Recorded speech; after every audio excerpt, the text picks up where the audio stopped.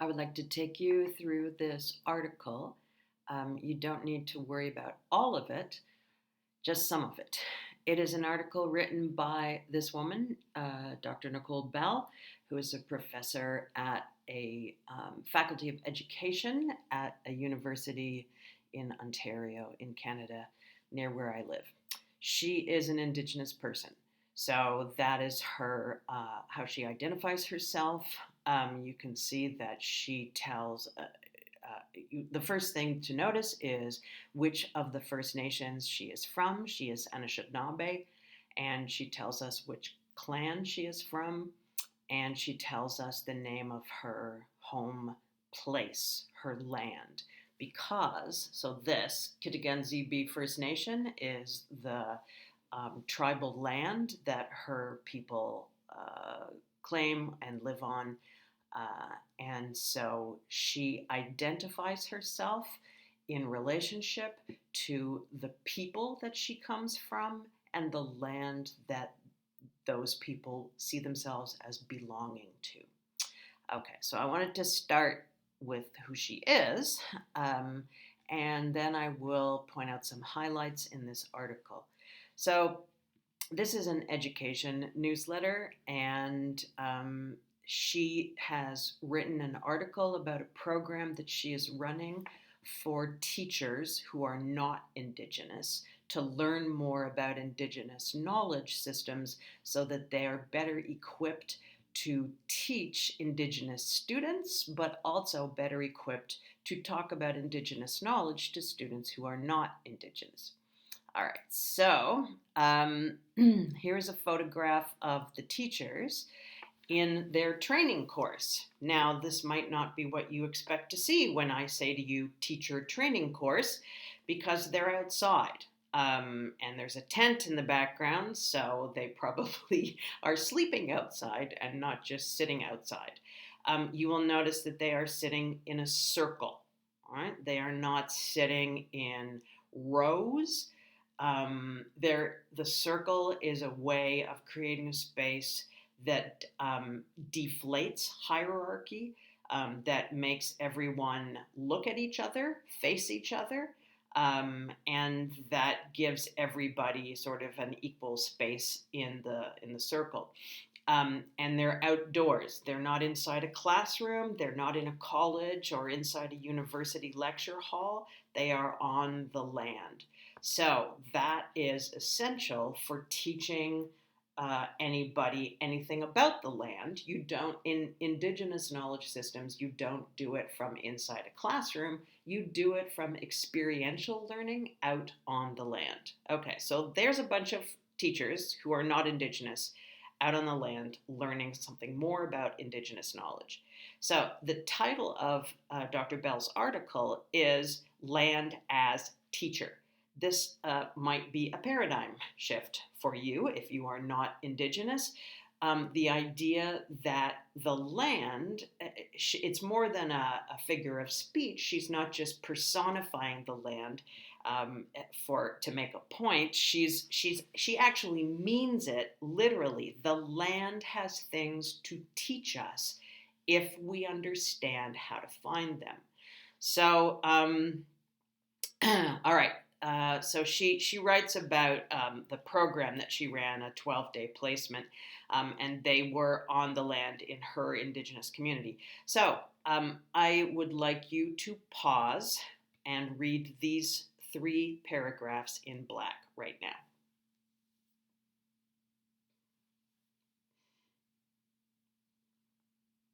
Okay, and so this is an anecdote about how she learned about the land from her father, and you will see there are specific aspects of Indigenous knowledge and Indigenous knowledge production and Indigenous knowledge creation, Indigenous knowledge communication, and sharing in this little story that she tells us. So, first of all, she lists the things that she did with her father, and because they went out on the land to harvest food. And she points out that you have to have a certain level of knowledge because otherwise you eat mushrooms that kill you, right? Because some of them are poisonous. And she talks about the kids asking the father, how do we know they aren't the poisonous ones? And he jokingly says, well, if you wake up, then they weren't poisonous. But he's joking with them, but really there's a truth contained in what he says. If we unpack this, he's not going to say this, but what he means is, I learned which ones weren't poisonous from my father or my parents, and they learned from their parents, and that knowledge has been passed down. And originally, that knowledge was experiential, right? The ones that aren't poisonous are the ones that don't kill you or make you sick. So at some point that experience was translated into knowledge, and then the knowledge was passed down. And as she uses the word trust, we've seen that word before. Trust is a way that we build knowledge. So who do you trust? You trust the expert. Who is the expert in this scenario? It is her elder. It is, in this case, her father, but it could easily have been her grandparents or other elders from her tribe. So, some TOK things to pull out of that story, that her learning is based on her own experience on the land. She lists it up here. She acknowledges and identifies the knowledge and skill that is involved in food gathering. You have to know what's nutritious and what will hurt you. And that she also acknowledges that the knowledge keeper, the expert in her world, is the elder, and that his knowledge is based on both experience, lived experience, and also on that knowledge having been passed down through the generations. Because at this point, people who live on that land are not still testing mushrooms. They know which ones are safe and which ones are not. You might also think about how this connects to the way we do science in the Western world. What do? We carry out experiments, right? It is not unknown for Western scientists to carry out experiments on themselves. So, for example, the scientist who won a Nobel Prize for finding out what causes stomach ulcers carried out experiments on himself. That is a whole other story. But that is how they gained this knowledge to start with. Somebody was testing the mushrooms, and then that knowledge got passed down. Okay, I'm going to skip this part and take you down here under land-based learning and just point out one thing. As she says, the worldview of Indigenous peoples is connected to the environment. And since there's a global and universal need for all students to learn about the state of the planet, I felt a land-based program would serve the dual purpose of learning about Indigenous people while also instilling an ecological consciousness in teacher candidates and ultimately in their future students. Okay, so she has identified a gap in learning and a need for learning, both about Indigenous peoples, but also about the state of the planet. And so she's trying to train teachers so they are better equipped to address those two aspects. But this is important. The worldview of Indigenous peoples is connected to the environment. That is a basic, we could say an axiom, a truism for Indigenous knowledge. All of their knowledge is somehow connected to the environment that they live in, connected to their traditional lands. So remember that. That is an important point about Indigenous knowledge. Okay, so there's experiential knowledge happening because these people are learning a dance. It's the potato dance. I am not myself familiar with this, but I know what a powwow is. A powwow is a meeting of the tribe, and it is a social event, but it is also an event that passes on knowledge from one generation to another through rituals such as music, drumming, dance, storytelling, etc. It's a celebration, but it's also an event where knowledge is shared within that community. So if you don't know what a powwow is, you can Google that and see some examples. But it is interesting that if I say a powwow is a chance to share knowledge, to demonstrate knowledge, to communicate knowledge, to share knowledge with another generation, then that doesn't come through a classroom. It comes through dance, drumming, performance, storytelling.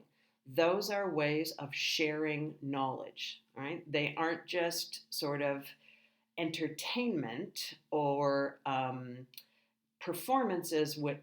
They are performances, but they are full of meaning, right? And so therefore, if indigenous peoples uh, in the past, governments in the United States, in Canada, in Australia, in New Zealand, forbade indigenous peoples from performing rituals like the powwow. Well, then knowledge is lost. If knowledge has to be shared through an event, and the event is banned, and indigenous people get thrown in jail if they actually organize and perform such an event, which is what happened in the past, then knowledge is lost because that opportunity for the younger generation to participate and to watch and to share and to perform is lost. So that is an important point about the preservation of Indigenous knowledge versus the loss of Indigenous knowledge. Okay, I am going to scroll down a little farther. And underneath this illustration, this is such a Canadian picture, North American picture, people canoeing. But she lists the kinds of things that the teachers in training had to do. A medicine walk, fishing, tracking, she means tracking animals, bushwork. So I'm not actually 100% clear about what bushwork means, but what she's talking about is the work that you have to do in the bush, in the wilderness, to make sure maybe that a trap line is set properly, that, if you need to clear some bush, whatever. I need to find out more about that. Harvesting, canoeing, shelter building, and a solo, a period spent sitting alone in nature. So we have talked previously about at the beginning of the course, you had to do the guided meditation, and you had to spend a short period of time connecting to nature and then reflecting on it. And then one of the follow-up activities I asked you to do was to watch the end of the movie starring Reese Witherspoon, where she spends time alone in the natural world and comes out of that experience having reflected and having learned something about herself and her place in the world. Okay, so that we have sometimes called revelation. It's not that suddenly are struck by a bolt of lightning and realize something, about the meaning of life, but it means that you, through a time alone, away from others, away from distractions, and connecting to nature, that you can come to a deeper understanding of aspects of yourself and your place in the world. And that is what she is referring to here. And here are some other examples of what she had the teachers in training do. You will notice that she lists storytelling. Again, that is indigenous cultures were traditionally oral cultures. That is, they did not have a written language, and so their language was their knowledge was passed on through storytelling. So you can see how if you stop Indigenous people from speaking their language, which is also what has happened in the past, you ban them from speaking their language in order to sort of train them to enter Western capitalist society, so you make them speak English. For example, in Canada, Indigenous people were sent to residential school. They were beaten and punished for using their own language, and they were forced to speak English or French if they were in a French area of Canada. So they had to learn the European languages, and they couldn't use their own indigenous language. Well, that means the stories get lost. If there's nobody who's left to speak the language, there is nobody who is left who remembers the stories and can share the knowledge that is embedded in the stories. All right, so I'm just going to pause for a moment and ask you to read this list of ways of constructing and sharing knowledge. She calls them learning activities, but they are essentially indigenous ways of constructing and sharing and communicating knowledge. So read this paragraph, please.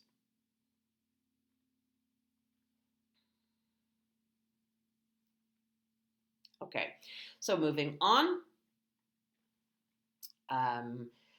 This is all about educating teachers.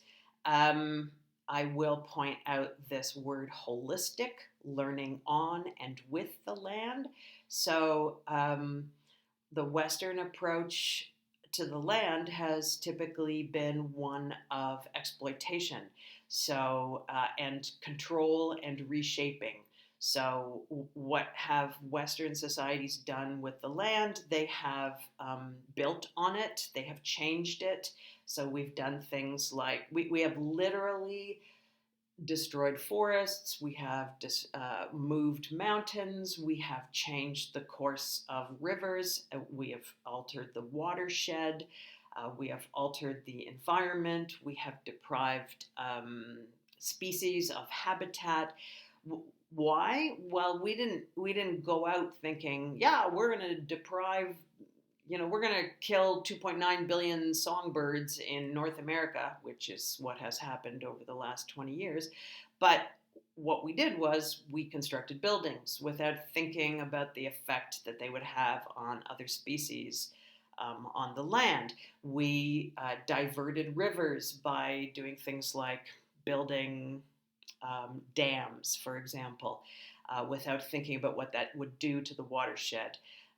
We strip mined and we clear cut forests, again, without really thinking about what that would do to the environment, sorry, on a larger scale. So we were not holistic. I say we because I am speaking of myself as a Westerner of European descent. I am one of the settler peoples in Canada. I am not Indigenous. And so I sort of say we to indicate that tradition that I come from, which is the Western non-Indigenous settler tradition. And by settler, I mean my people came to Canada to settle it back in the day.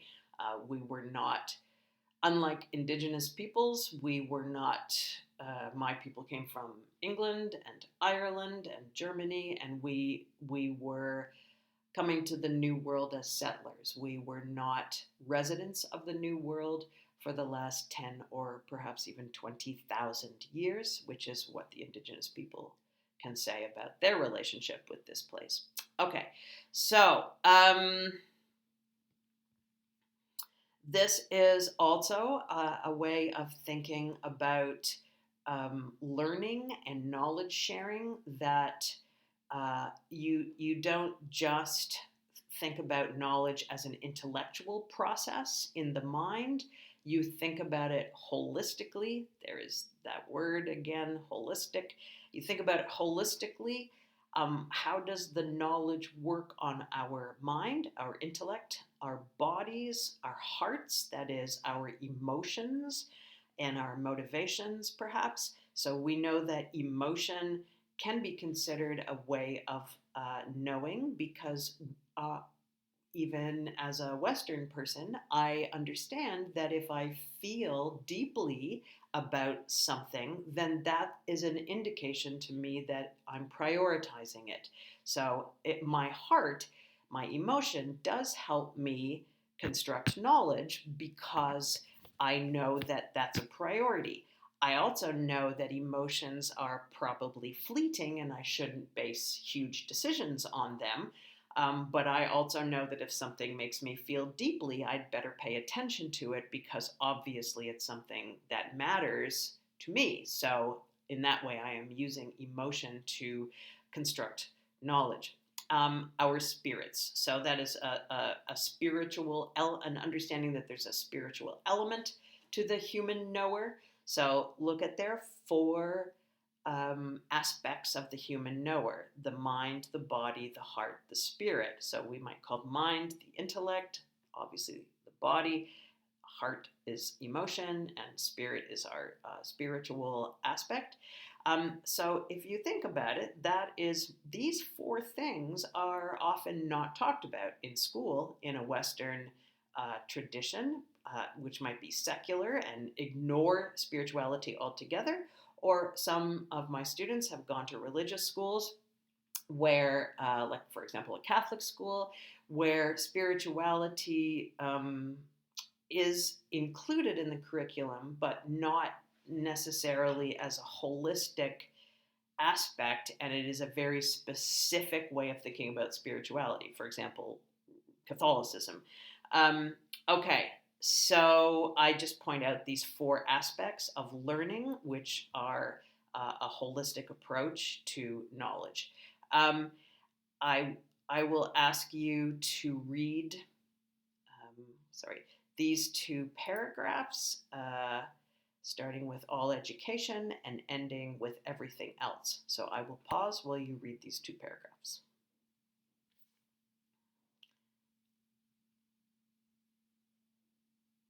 Okay, so if you haven't finished reading, feel free to pause the video before I go on.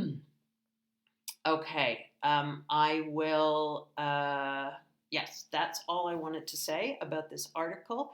I hope you have learned something about the Indigenous approach to knowledge, where it comes from, how it is constructed, and how it is shared.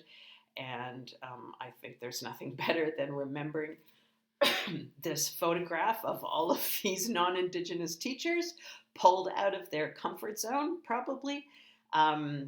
This is not how they're used to learning. If they're non-Indigenous, they're used to being inside some kind of educational institution, sitting at a desk, looking at a lecturer, and this is not what is happening out here. So that's a good starting point for remembering how Indigenous knowledge is constructed and shared.